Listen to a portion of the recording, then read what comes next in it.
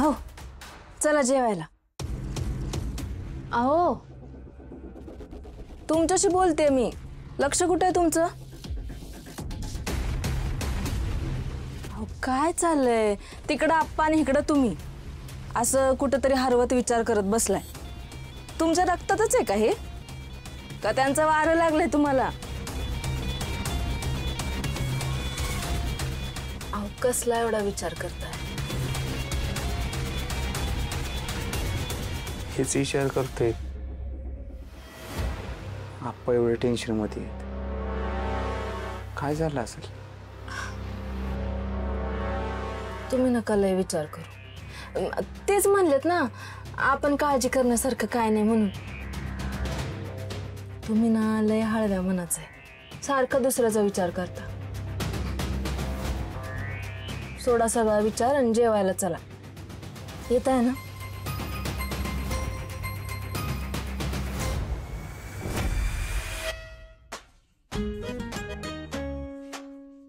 जेवाय वाढलंय चला. हा चला नग म्हणा.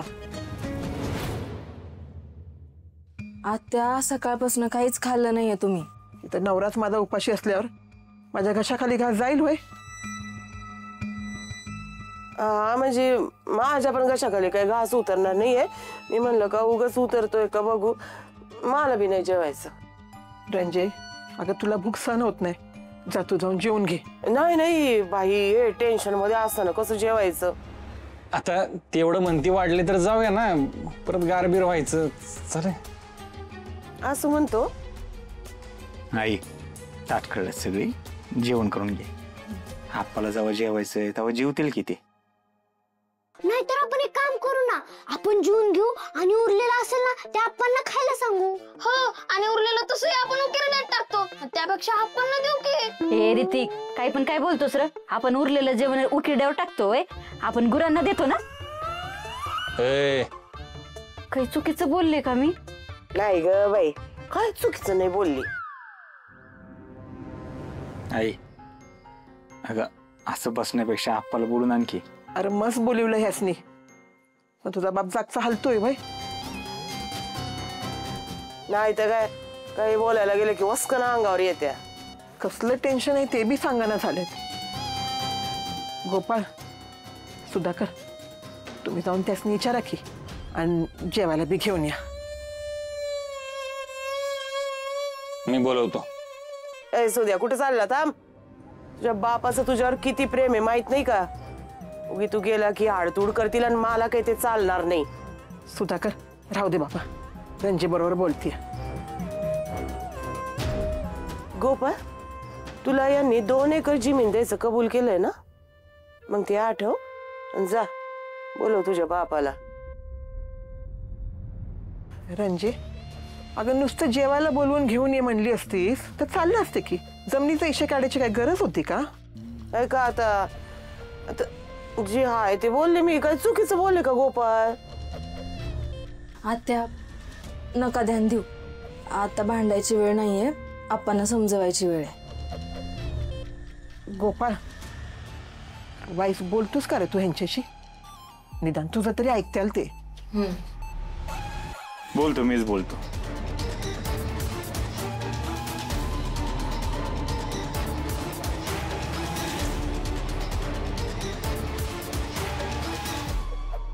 आप्पा येऊ का?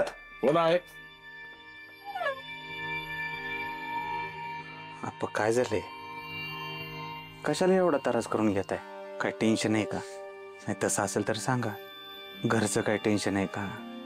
बाहेरचं काय आहे का? नाही नाही तसं काय नाही, तुला सांगितलं नाही एकदा मी. तू नको काळजी करू, ते विषय सोड. आप्पा विषय सोडून देण्यासारखा असता तर लगेच दिला असता. एवढं कळतंय मला काय झालंय. दे 1 लाख रुपये दे. एवढं? मग कशाला फुकटची बापाची काळजी करतो यास? आप्पा तुमच्यापेक्षा पैसे लय आहेत का मला? तुम्ही बोलले लगेच काढून दिले असते मी, पण नाहीत माझ्याकडं. तुम्हाला माहिती का नाही लग्नात किती खर्च झालाय? आता काहीच नाही माझ्याकडं. पण तुम्हाला एवढे पैसे कशाला पाहिजेत? तुझ्याकडे द्यायला पैसे नाहीत, तू पैसे देणार नाही, मग कशा पैसे चौकशा करतोयस? पैसे देणार आहेस का? मग सांगतो. याला सांग म्हणून मागं लागलो की हा 1 लाखासाठी माझ्या मागे लागेल. त्यापेक्षा देतो विषय सोडून. म्हाताऱ्याचं नक्कीच काहीतरी बाहेर लफड असणार जे आता अंगाशी आले.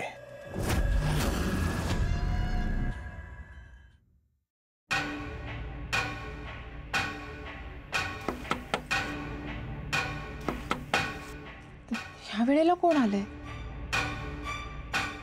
आले